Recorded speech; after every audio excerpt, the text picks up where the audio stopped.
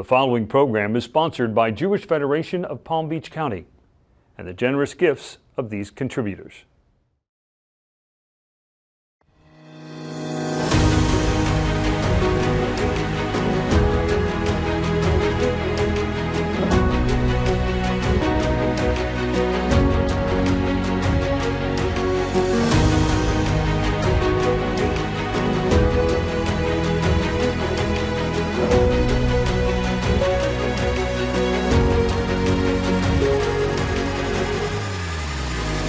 Welcome to our 46th season of Mosaic. I'm your host, Susan Shulman Pertnoy.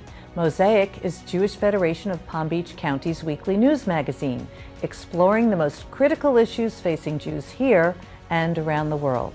Our federation has started a movement to activate Jewish life in the Palm Beaches. But how do we do that in practice?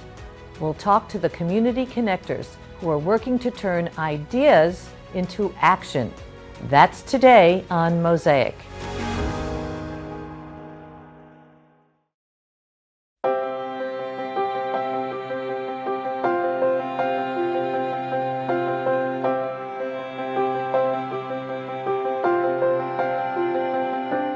We're so proud to celebrate our community visionaries, donors who contribute $1 million or more, serving as an inspiration for all of Jewish Palm Beach.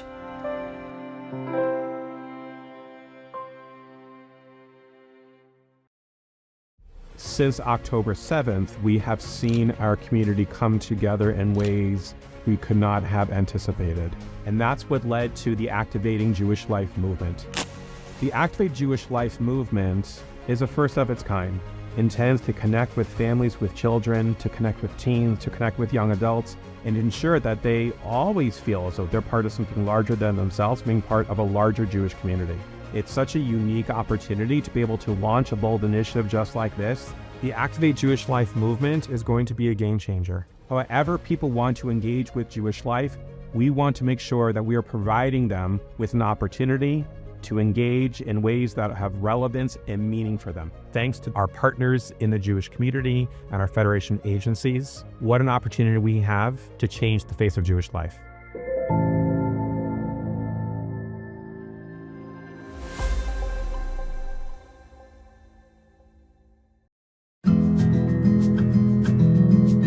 One of the best ways to combat anti-Semitism and all forms of hatred is through education. Learn more about the complex issues that lead to hate at jewishpb.org/standuptohate.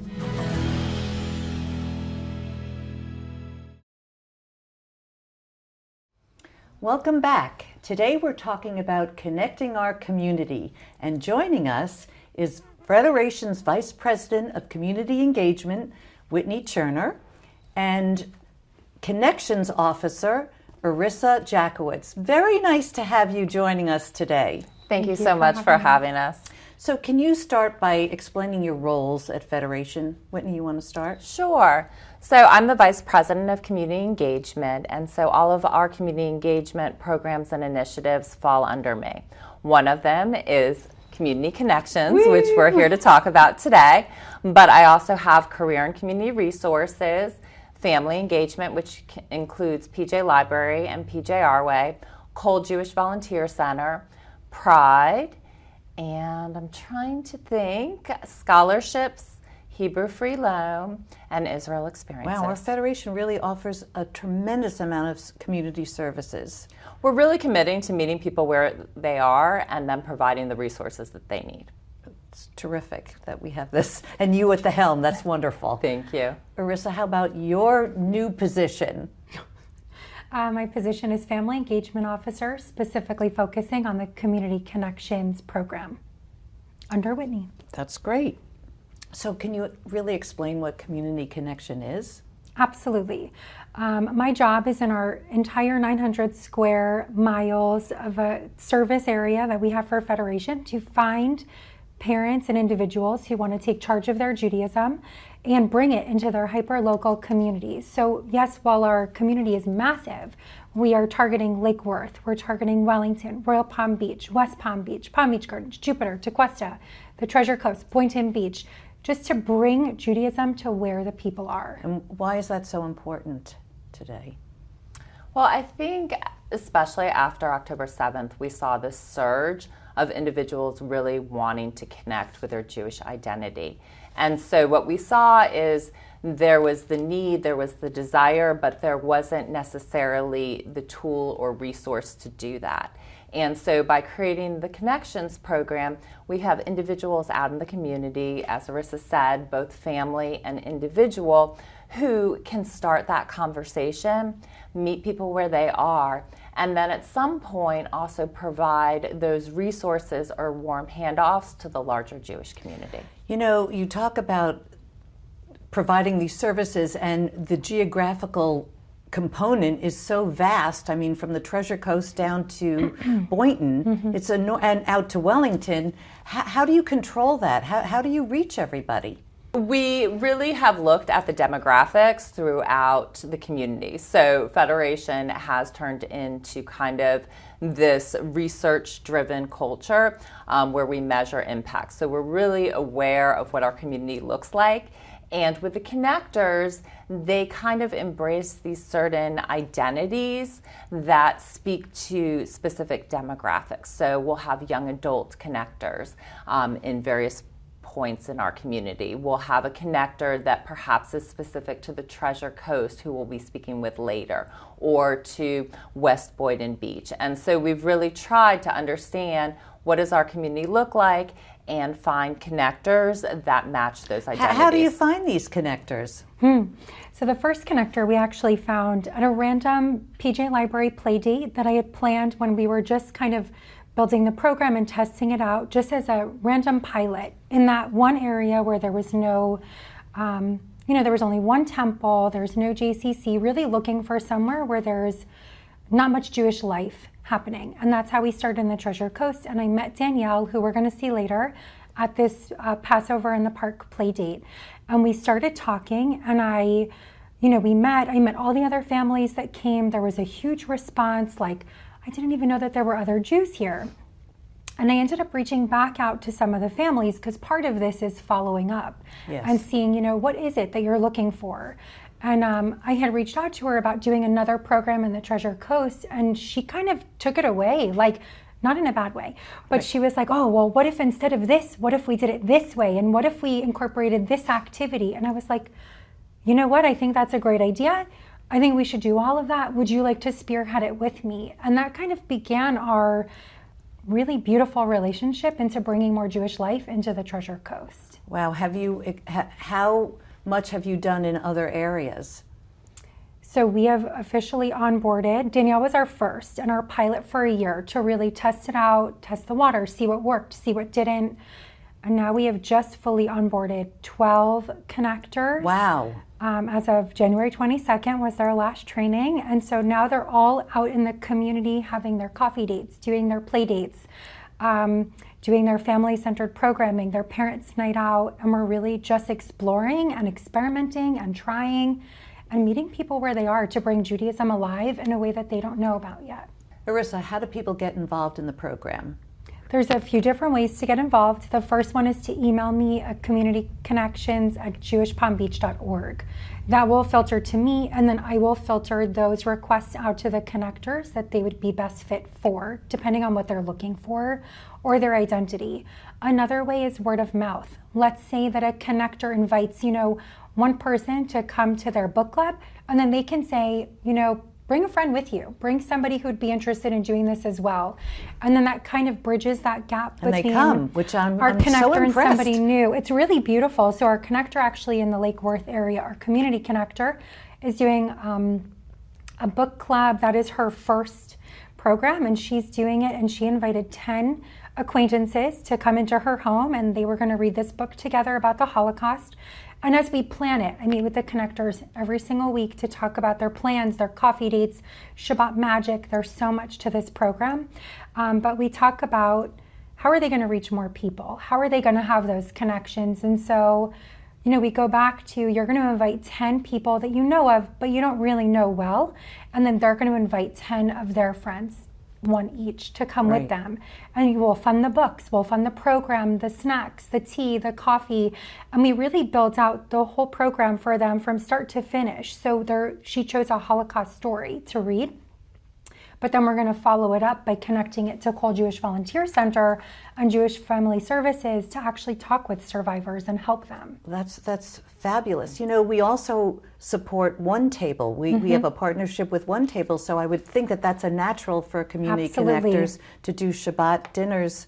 Also with, our young adults Yes. and our families, and also PJ Library get-together grants where they award families $100 to do something Jewish with friends. One of the best parts of the program is how many different ways it intersects with all parts of Federation and our community. Exactly. We want to hear more about this, but we have to take a break. We'll be right back after this brief message. Coming up, more with our community connectors. Stay with us.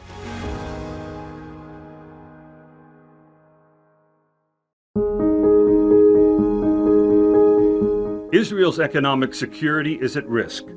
The October 7 terrorist massacre and Israel-Hamas war are having a disastrous effect on small businesses in Israel.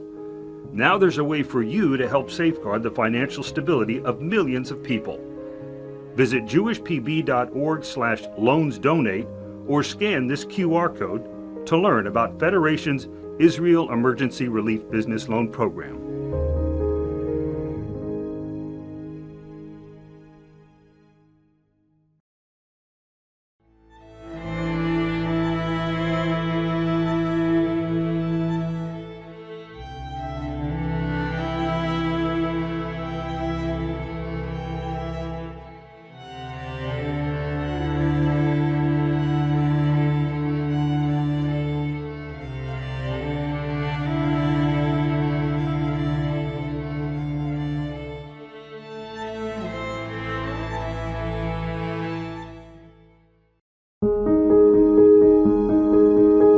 February is Jewish Disability Awareness, Acceptance, and Inclusion Month.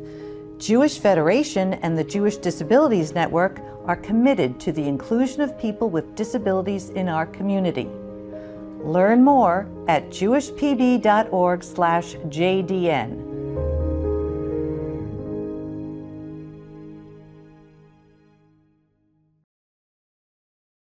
We're back with Arissa Jackowitz, and joining us now is Danielle Miron.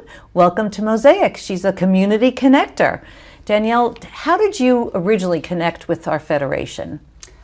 My connection with Federation actually started up in the Treasure Coast with a park play date where my family came, my husband and my daughter, and I met Arissa through an amazing Passover in the Park program, and I connected with other families because I was seeking out a community for my daughter as I'm looking to raise her in this area. And it was just such a really cool experience. It made me want to do more. And so you spoke to Arissa and you learned about the Connections program, correct? Yes. So she kind of explained that they do programming, they have get-together activities. She connected me with PJ Library, resources and activities that I could do at home, and it really just inspired me to want to be a connector, to connect more, whether it was with Arissa or with other people. And she kind of brought me in because she explained about let's do more within the community, and we came up with other programs and activities. The next one being Havdalah in the park. Great. Which was wonderful. So talk about your training that you go through at Federation to become a community connector. Most of the connectors actually have other jobs aside from just being a connector.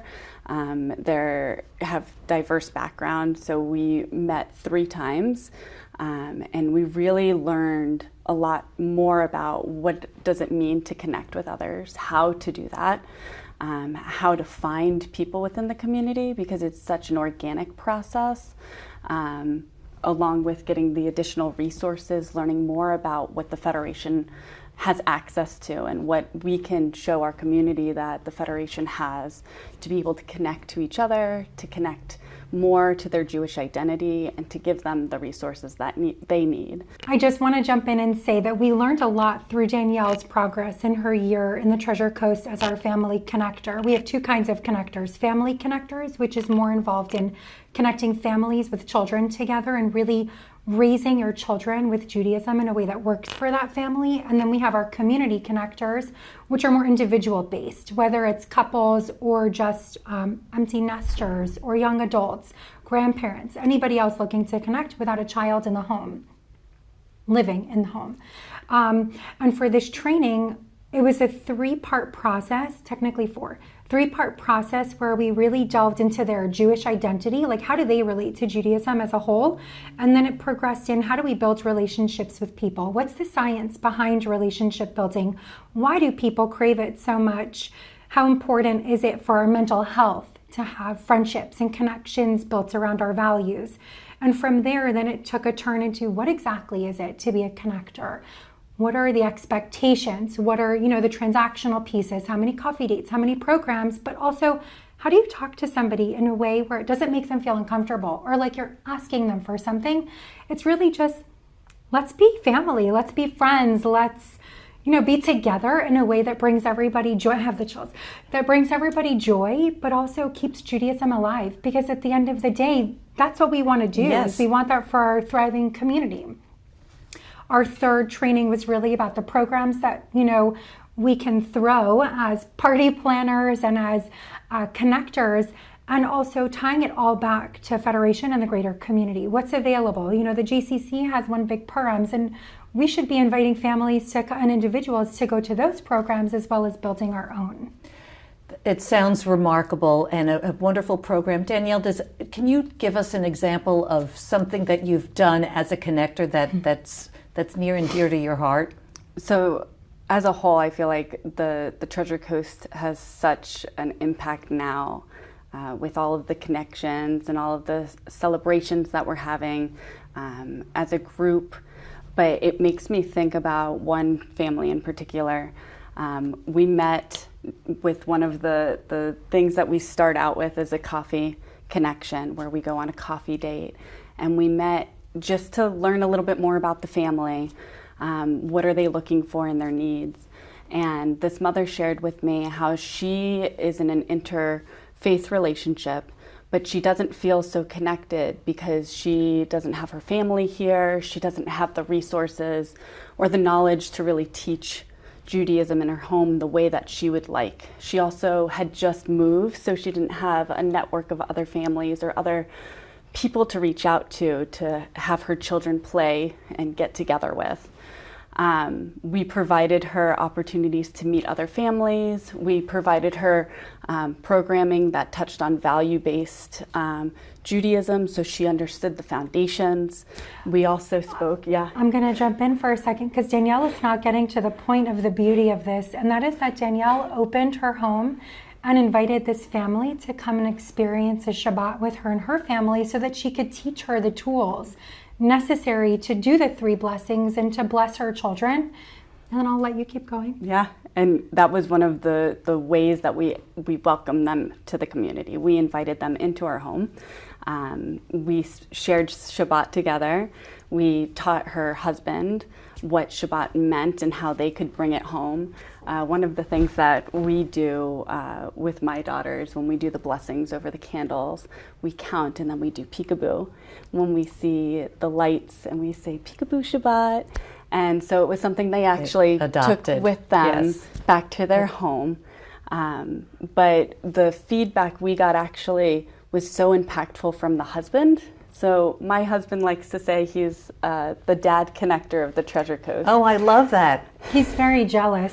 Very jealous. It's done for the moms. And he wanted more for the dads. Oh, good. So he started doing some programming where he's been doing poker pizza nights and axe throwing events and just inviting the guys to get together. That's wonderful. That's really wonderful. Unfortunately, we've run out of time, but this is such a terrific and necessary component of Federation. Thank you for everything that you're Thank doing. you for Thank having you. us. We'll be right back after our final message. When we come back, we'll find out how you can connect with our community. That's ahead on Mosaic. Since October 7th, we have seen our community come together in ways we could not have anticipated. And that's what led to the Activating Jewish Life movement. The Activate Jewish Life movement is a first of its kind, intends to connect with families with children, to connect with teens, to connect with young adults, and ensure that they always feel as though they're part of something larger than themselves, being part of a larger Jewish community. It's such a unique opportunity to be able to launch a bold initiative just like this. The Activate Jewish Life movement is going to be a game changer. However people want to engage with Jewish life, we want to make sure that we are providing them with an opportunity to engage in ways that have relevance and meaning for them. Thanks to our partners in the Jewish community and our Federation agencies, what an opportunity we have to change the face of Jewish life.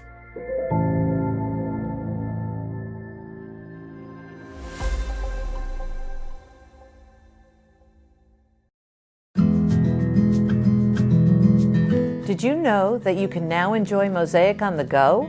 Listen to the Mosaic podcast by scanning the QR code on the screen or find it wherever you listen to podcasts.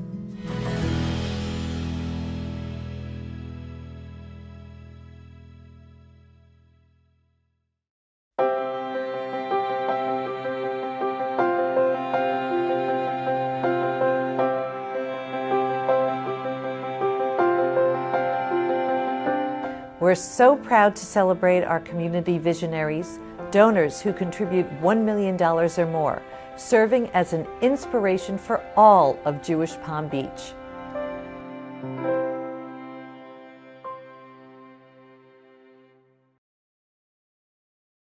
Thank you for staying with us. We're back with Whitney Turner, Vice President of Community Engagement for Federation, and Devin Krause, who is a donor that helped make community connections possible. Devin, why did this program speak to you? For me, I think one of the most important things in community building is lowering the barriers to entry.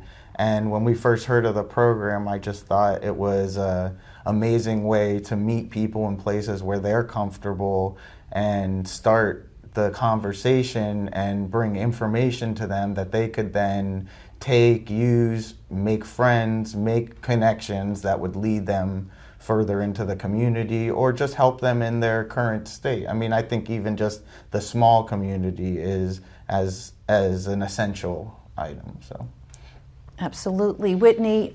Is this Connections program possible without donors such as Devin? No, I mean, we are so grateful for the support from Devin and his mother, Eileen. And, you know, what we're finding is it's a program that our donors really like because they can see the direct impact, because they can hear the stories, and because it's happening live. So anytime we run into Devin, we can share what our connector did yesterday. So it's pretty amazing, and people love to see how they're making an impact in the community. Oh, absolutely. And I mean, I know you've heard Danielle's story. It's remarkable. And now her husband. It's unbelievable. And the quick growth from one person on the pilot to now having 12 people, it's been amazing to see what they've done so quickly because it's a necessary need in the community. Right. So what would you say to encourage people to donate to this program? Sure. I think if you would like to see the community at large grow and you think and you see the way that we can get there is through getting out in the community and being present. That's how you connect with everybody, and you have to be present and on the ground in order to do that. So, That's true. And chiming in, I mean, one of the other pieces that I love about the program is it is a protective factor against mental health issues. So it fights isolation, it fights anxiety, it fights depression, because we're bringing people together. We're wired for connection. So that piece of the program is so important, especially with what's going on in the world today. And when you connect them, do you also can connect them to other services through your purview, which is like some people might need career connections? Exactly. So that's why part of the onboarding with our connectors was so important, so they understand all of the opportunities in our community. So for career connections, those tend to be individuals who might be economically insecure. So they're going to have perhaps less intersections with Jewish life. By meeting them in career connections or having a connector say, oh, you're looking for a job, let us connect you to these services, we're then able to help them and bring them into the community. The same with letting them know different services, perhaps at Albert Jewish Family Service or the JCC. So our connectors are really kind of out there on the ground sharing everything that we're doing. So how do you want to grow the program? I mean, we're hoping to have 20 connectors by May. So we're bringing on more connectors, understanding what the needs of the community. And then we're trying to continue to create that professional development that connectors need to be prepared for our community and to be able to better serve. Whitney, remind us again, how do people get involved with the Connections program? So people can reach out to us at communityconnections@jewishpalmbeach.org, and whether you want to be a connector or you want to be connected, we will get back to you and provide information. Thank you, and thank you for Thank doing you what so you do, much. and you as well, obviously. Thank you. Thank you for joining us. Thank you. Appreciate it.